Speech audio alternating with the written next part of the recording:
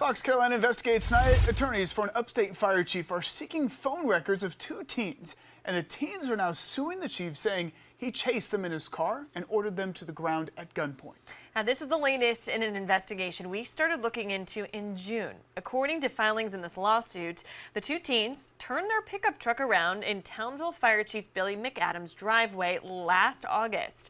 Then, McAdams and his son drove after those teens before they blocked them in. McAdams told dispatch and later in court documents there had been some thefts on his property there in Anderson County.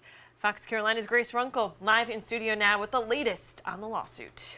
Well, the lawsuit between the teens and Billy McAdams is in the discovery phase, so that means attorneys on both sides are asking for information. But attorneys for the teens are asking a judge to reject a request from the defense.